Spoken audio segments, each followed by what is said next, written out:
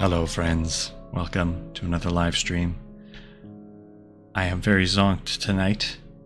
Had a long, wonderful visit with my sister and her partner. But then, I was just very tuckered out and I took a bath, so that's why my hair is all wet.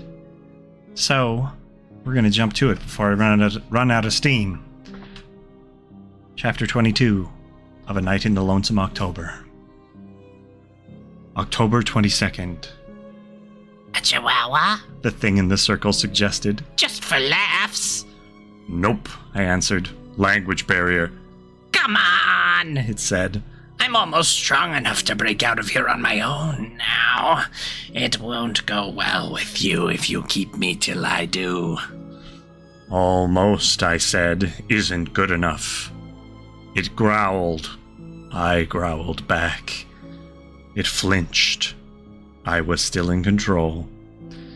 The thing in the steamer trunk had become a lot more active too, glaring at me through its aperture, and we had to install a sliding bar on the wardrobe in the attic as the thing there succeeded in breaking the latch, but I drove it back again. I was still in control there, too. I went outside then, checking the foci of interference. Finding nothing untoward, I walked over to Larry's place, intending to bring him up to date on everything, and to see what news he might have. I halted as it came into sight, though. The Enderby coach was parked out front, the heavy man beside it. Had I let this go on too long? What might the great detective find so fascinating here that it warranted a return visit? Nothing I could do now, of course. I turned and walked back. When I reached the neighborhood, I found Greymalk waiting in my yard. Snuff, she said. Have you been calculating? Only in my head, I replied. I think it might be easier to work this one out from a vantage. What vantage? Dog's nest, I said. If you're interested, come on. She fell into step beside me. The air was damp, the sky gray. A wind gusted out of the northeast. We passed Owen's branch, and Cheater chattered at us from a branch. Odd couple, he called. Open or closer, open or closer. We did not respond. Let the divinators have their day. It is an odd curse you are under, Greymalk remarked after a long while. Say rather that we are the keepers of a curse, perhaps more than one. If you live long enough, these things have a way of accumulating. How do you know of it? Jack said something of it to the mistress. How strange. It's not usually a thing we speak of. There must be a reason. Of course. So you have been present at more than one. You have played the game many times? Yes. Do you think he might be trying to persuade her to change her orientation? Yes. I wonder what it would be like. We passed Rastov's place, but did not stop. On the road later, McCabe went by, a stick in his hand. He raised it as we neared, and I snarled at him. He lowered it and muttered a curse. I'm used to curses, and no one can tell when I smile. We continued into the countryside, coming at length to my hill. There we climbed to the place of fallen and standing stones. Southward of us, the black clouds rumbled and glared above the good doctor's house. The winds were stronger at this height, and as I paced the circle, a small rain began to descend. Greymalk crouched on the dry side of a block of stone, watching me as I took my sightings. Out of the southwest, I took my line from the distant graveyard, extending it to all the other points of residence in view or in mind. Then, from the place where lay the Count's remains, I did it again. In my mind, I beheld the new design.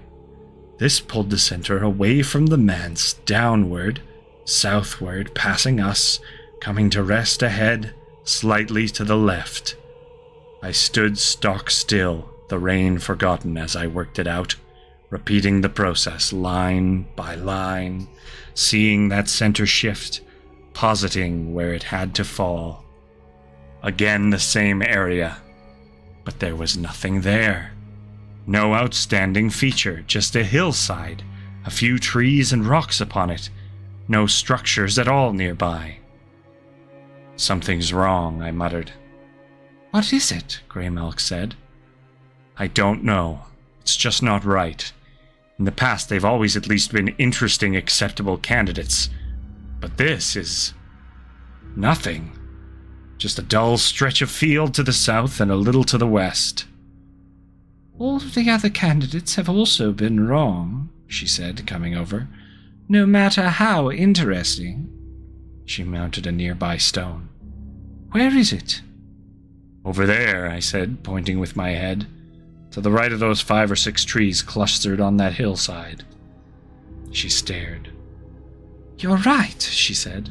"It doesn't look particularly promising. You sure you calculated correctly?" "Double-checked," I answered. She returned to her shelter again as the rain suddenly grew more forceful. I followed her. "I suppose we must visit it," she said a little later. "After this lets up, of course." She began licking herself. She hesitated. "I just thought of something," she said. "The Count's skeleton. Was that big ring he wore still upon his finger?" "No," I said. "Whoever did him in doubtless collected it." "Then someone's probably doubly endowed." "Probably." "That would make him stronger, wouldn't it?" "Only in technical prowess. It might make him more vulnerable, too." "Well, the technical end of things counts for something." "It does." "Do the games always get confusing at some point? Do they mess up the player's thinking, ideas, values?" "Always. Especially as events begin to cascade and accelerate near the end. We create a kind of vortex about us just by being here and doing certain things. Your confusion may trip you up. Somebody else's confusion may save you." "You're saying that it gets weird, but it all cancels out?" "Pretty much, I think. Till the end, of course." There came a flash of light from nearby, followed by an instant crack of thunder. The good doctor's storm was spreading. Abruptly, the wind shifted, and we were drenched by the sudden pelting. We bounded across the way immediately into the shelter of a much larger stone.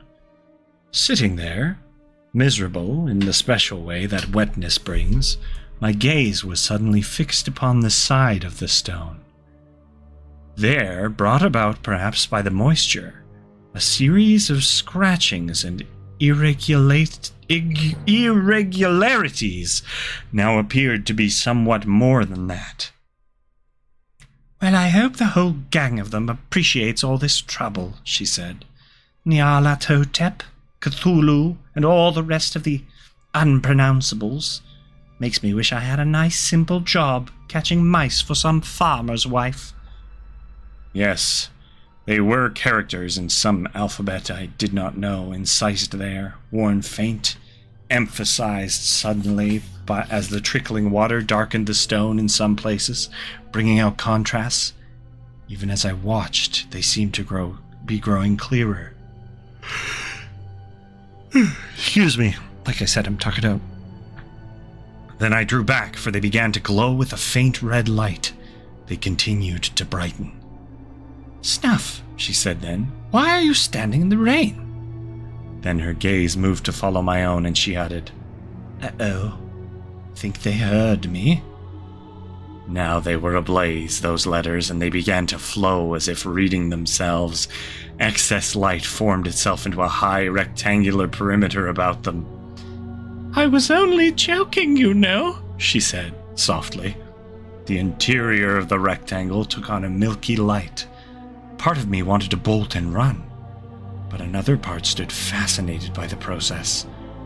Unfortunately, it was the latter part that seemed to be in control. Greymalk stood like a shadowy statue, staring. Deep within it then came a roiling, and I suppose it must be called a premonition. For suddenly that other part of me was in control again. I sprang forward, seized Greymalk by the nape of her neck with my teeth, and sprang away to the right.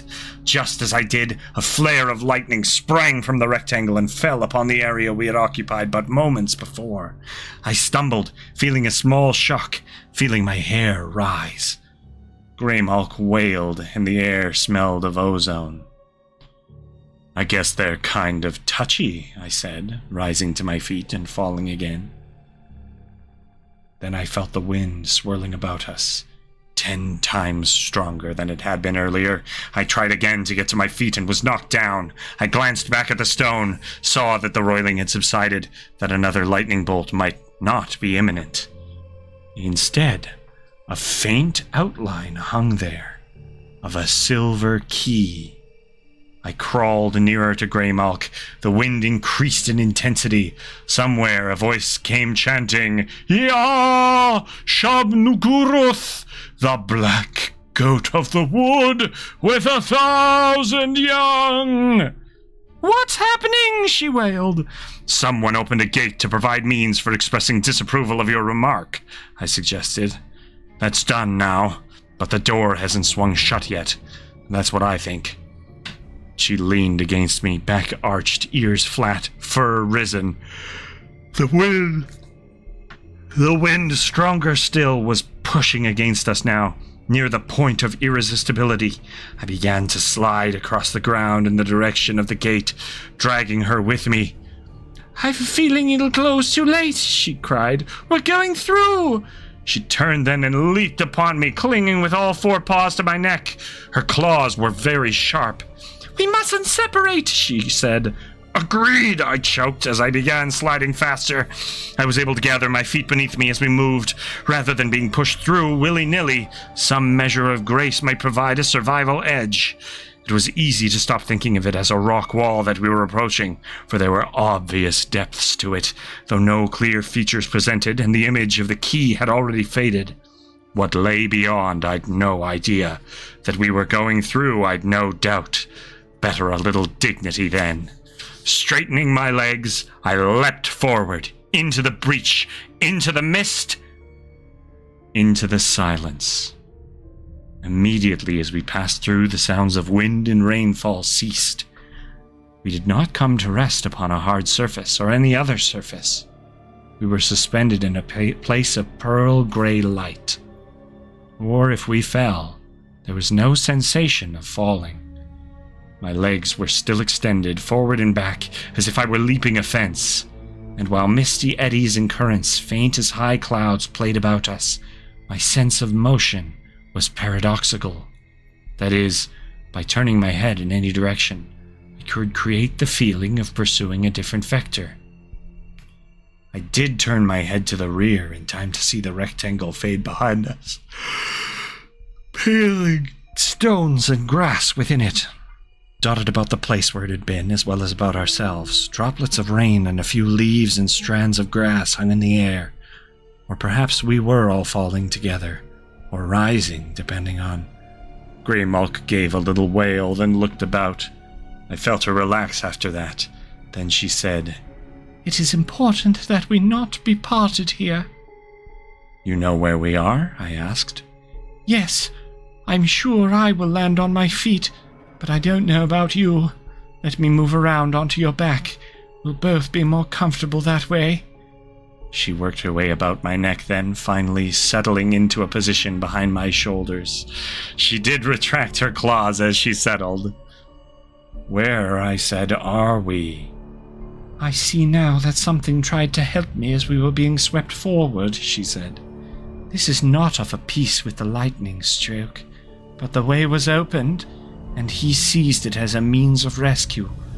Possibly there's even more to it than that." I'm afraid I don't understand you, I told her. We are between our place and the dream world now, she said. You've been here before? Yes, but not right here recently. It feels as if we could drift forever. I suppose that we could. So how do we go ahead? Or go back? My memories of this part are all scattered. If we do not like where we find ourselves, we withdraw and try again. I will try it now. Call to me if anything too unnatural occurs. With that, she grew silent, and while I waited for whatever sequel was to ensue, I thought back over the events which had brought us to this place. It struck me as odd that her mere disparaging mention of the elders had not only been heard, but that whichever had taken umbrage thereby had been strong enough to do something about it. True, the power was rising in this a most powerful time, but I wondered at such profligacy with it, when there must have been multitudes of better use to which it might be put, unless it were simply another instance of that famous inscrutability which I sometimes think is to be better understood as childishness. Then a possibility struck sparks deep within my mind, but I had to let it go, unexamined, as alterations began about me. There came a brightening from overhead, nothing as patent as a single light source, but an increasing contrast to the darker area below my feet.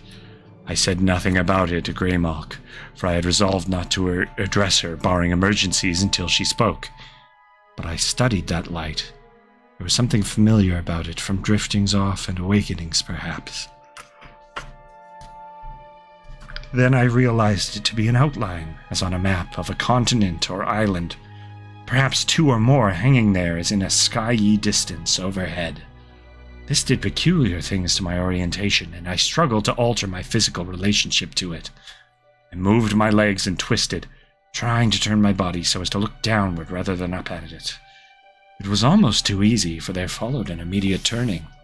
The view became clearer, the land masses larger as we seemed to drift nearer, topographical features resolving themselves against a field of blue, wispy swirls of cloud hung above prominences, along coasts, a pair of large islands surmounted by great peaks between the two greater masses. To the west, if what seemed upward along the vertical axes was indeed north. No reason that it shouldn't be, of course, nor for that matter that it shouldn't. Greymalk began to mutter then in a flat, affectless tone. To the west of the southern sea lie the basalt pillars, beyond them the city of Cathuria. East the coast is green and home to fishers' towns. South from the black towers of Dilatleen is the land of white fungi, where the houses are brown and have no windows. Beneath the waters there, on still days, you can see the avenue of crippled sphinxes leading to the dome of the great sunken temple.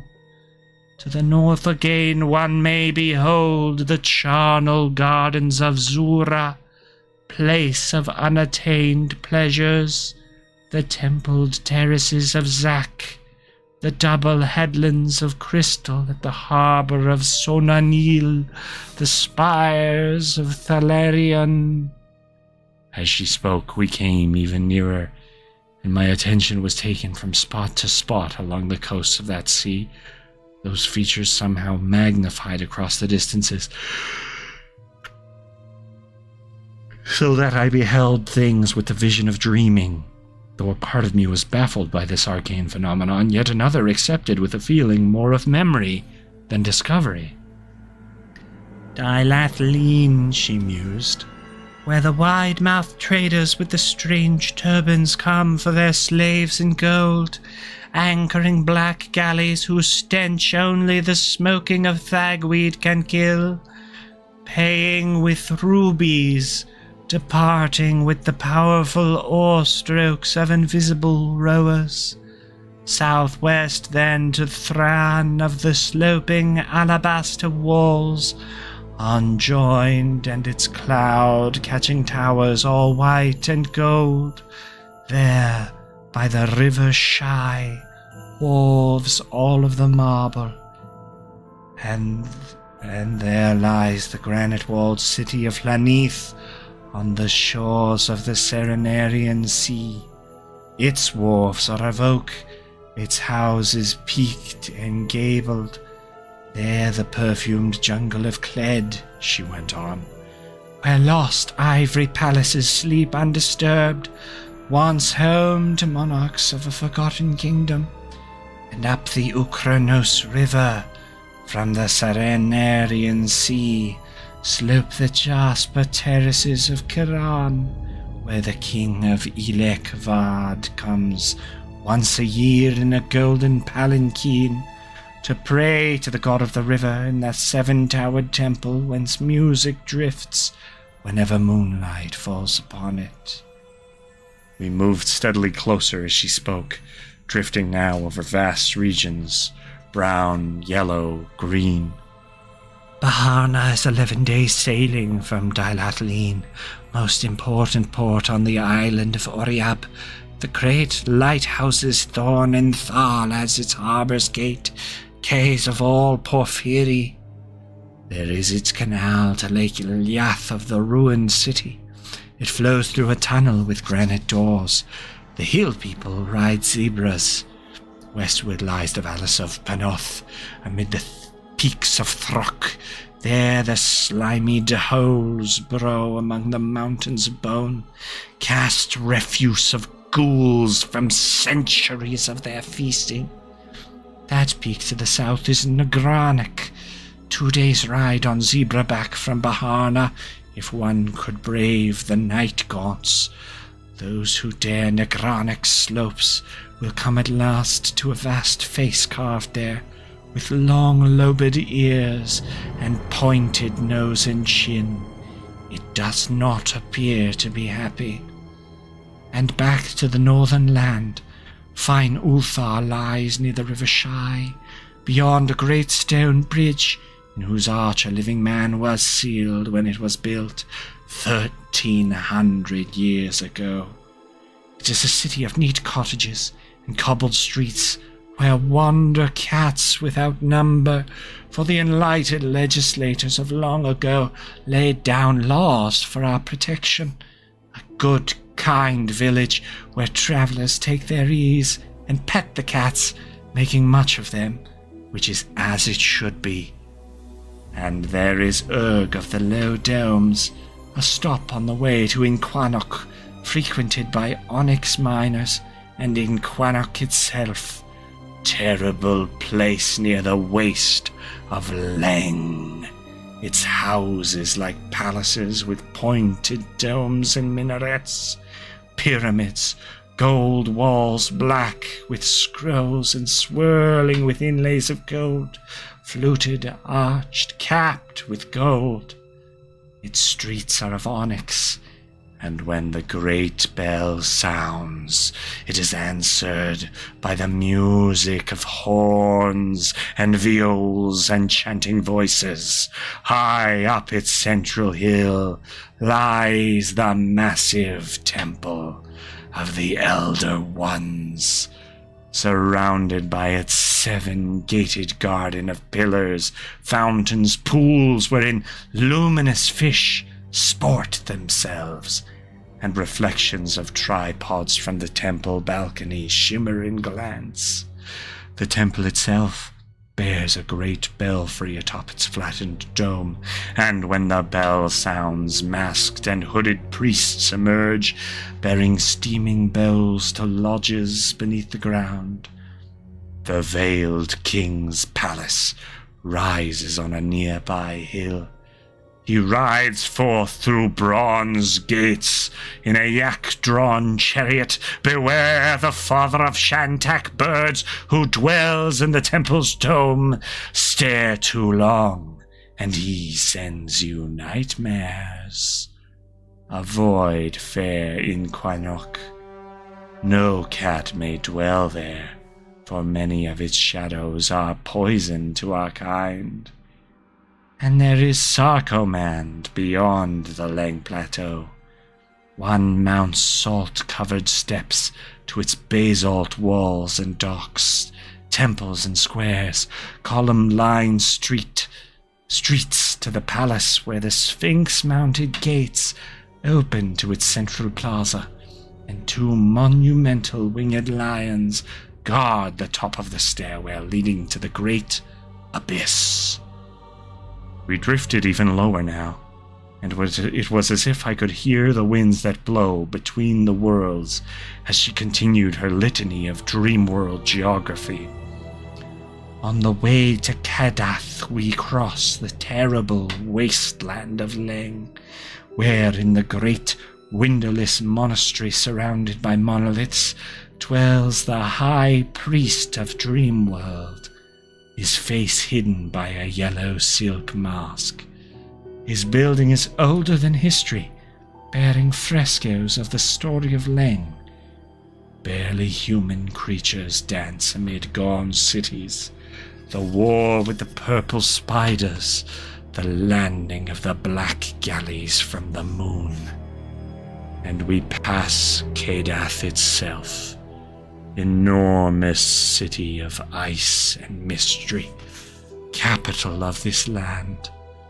Coming at last to fair Calatheus, in the land of Uth-Nargai, on the shores of the Serenarian Sea.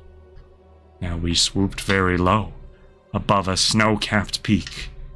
"Mount Aran," she intoned, and I saw ginkgo trees upon its lower reaches then in the distance. Marble walls, minarets, bronze statues. "The Naxara River joins the sea here. There in the distance lie the Tanarian peaks. The turquoise temple down the streets of pillars is where the high priest worships Nath Horthoth. And so we find our way to this place that I have been summoned." We dropped steadily then, to touch the bright-cut onyx stone of the street. Immediately there were sounds about us once again other than the wind, breezes that I could feel. Greymalk leapt from my back. Greymalk leapt from my back, alighting beside me, shook herself and stared. "You wander these lands in dreams of catnapery?" I said. "Sometimes," she replied, "and sometimes elsewhere. And yourself?" "I think that sometimes I might have." She turned in a complete circle, paused, then began walking. I followed. We walked for a long while. None among the merchants and camel drivers or orchid-wreathed priests disturbed our passing. "There is no time here," she remarked. "I believe you," I answered, and sailors passed us as from pink-vapored harbor, and sunlight sparked upon the streets, the minarets. I saw no other dogs about, smelled none. In the distance, a blinding spectacle came into view, and we made our way toward it. "The rose crystal palace of the 70 delights," she said, "whence he has called." And so we walked toward it, and it was as if a part of me normally awake were sleeping, and part of me normally asleep were awake, a reversal which led to easy acceptance of wonder, to easy forgetting of day-long movements and concerns these past several weeks. The crystal palace grew before us, gleaming like a piece of pink ice, so that I looked past it rather than directly at it. Our way became more quiet as we approached, and the sun was warm. When we came into its precincts, I beheld a small gray form, the only other living thing in sight, sunning itself on the terrace before the palace, head upraised regarding us. Greymalk led us that way. It proved to be an ancient cat, lying on a square of black onyx. Drawing near and prostrating herself, she said, "Hail, high purring one." "Greymalk, daughter," he answered. "Hello. Rise, please." She did, saying, "I believe that I felt your presence at the time of an Elder One's wrath. Thank you." "Yes, I have been watching for all of your month," he said. "You know why?" "I do." He turned his head, antique yellow eyes meeting my own. I lowered my head out of respect for his venerability, and because Greymelk obviously regarded him as someone of great importance. "You come in the company of a dog?" "Snuff is my friend," she said. "He pulled me out of a well, cast me back from the Elder One's lightning." "Yes, I saw him move you when it fell, right before I decided to call you here. He is welcome. Hello, Snuff." "Hello, sir," I answered. Slowly, the old cat rose to his feet, arched his back, stretched low, righted himself. "Times," he said, "are complicated just now. You have entered an unusual design. Come, walk with me, daughter, that I may impart a small wisdom concerning the final day. For some things seem too small for the Great One's regard, and a cat may know that which the Elder Gods do not." She glanced at me, and since few can tell when I am smiling, I nodded my head. They strolled along into the temple itself, and I wondered whether an ancient wolf in a high, craggy place were watching us, always alert, his only message, "Keep watching, Snuff, always." I could almost hear his timeless growl from the places beneath thought. I sniffed about, waiting. It was hard to tell how long they were gone in a place without time, but it followed that it should not seem to take long, nor did it. When I saw them emerge, I wondered again at the strangeness which had paired me in friendship with an opener, and a cat at that. Coming up to me, I saw that Greymelk was almost disturbed, or at least puzzled by the way she raised her right paw and regarded it. "This way now," the old one stated, and he looked at me as he said it, so I knew that I was included in the invitation. He led us up an alleyway beside the Palace of 70 Delights, where fluted dustbins of umber, aquamarine, and russet, their sides inscribed with delicate traceries of black and silver, handles of malachite, jade, porphyry, and chrysoberyl, stood, holding forgotten mysteries of the temple. Purple rats fled our approach, and a single lid shivered, emitting a bell-like tone which echoed from the rose crystal wall. "In here," he told us, and we followed him into a darkened recess which held a temple postern. Beside it, a less substantial door quivered upon the crystal wall, a churning milkiness beginning within its sudden apparent rectangle there as we approached. When we came up before it, he turned to me. "As you have been a friend of one of my own," he said, "I would give you a boon of knowledge. Ask me anything." "What does tomorrow hold for me?" I said. He blinked once, then... "Blood," he said. "Seas and messes of it all around you. And you will lose a friend. Go now through the gate." Greymelk stepped into the rectangle, was gone. "Thanks, I guess," I said. "Carpe bacalum," he added as I followed, somehow knowing that I recalled a bit of my Latin and doubtless getting some obscure cat laugh out of telling me to fetch a stick in a classical language. You get used to little digs from cats about being a dog, though I'd thought their boss might be above that sort of thing. Still, he is a cat, and he probably hadn't seen a dog in a long time, and just couldn't resist. Et cum spiritu tuo, I replied, moving forward and entering. Benedicte! I heard his distant response as I drifted again in that place between worlds. What was all that business at the end? Greymalk called back to me. He gave me a quick quiz on my Virgil. Why? Damned if I know. He's inscrutable, remember? Suddenly she waved within another rectangle. It was odd watching her go two-dimensional and ripple that way. Then she turned into a horizontal line, and its ends collapsed upon its middle, and she was gone. When my turn came, it didn't feel that complicated, though. I joined her atop Dog's Nest before the block of stone, which was again just a stone with some scratches on it. The sun was far into the west, but the storm was over. I turned in a circle. No one was sneaking up from any direction. There's still enough light to check out that spot you located, she said. Let's save it for tomorrow. I'm late making my rounds, I told her. All right. We headed homeward. I thought about the old cat's boon, but that wasn't till tomorrow. Dog Nappery's a lot less lush than Caliphaeus, I said as we walked. What's it like? She asked.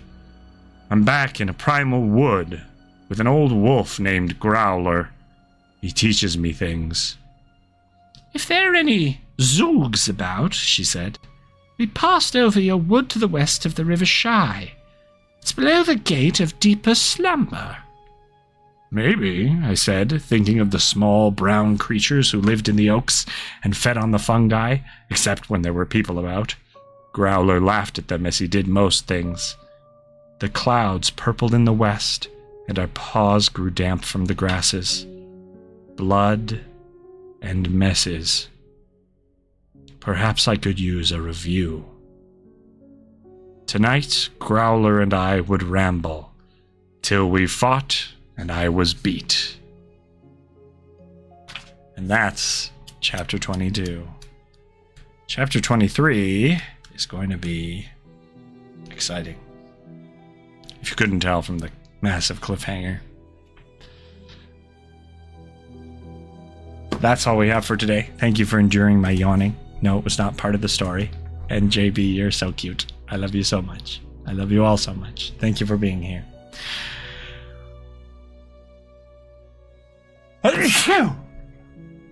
Oh, my hair. We'll be back tomorrow in the evening, probably around this time actually, when we will read the very exciting Chapter 23. Thanks, JB. I really like the description of the dream world. It's straight out of the dream. I think it's called The Dream Journey to Long Lost Kadath by H.P. Lovecraft, and the geography in the story is almost word for word what the cat was saying, including the city of cats that Greymalk clearly loves so very, very much, and the great plateau of Lang. Thanks, Blair. Thanks, Runaway. I wish you all good evening. Thank you for being here. Please remember to love yourselves, love each other, and we'll see you again tomorrow for another night in the lonely October. Lonesome October. I'm so tired. Good night.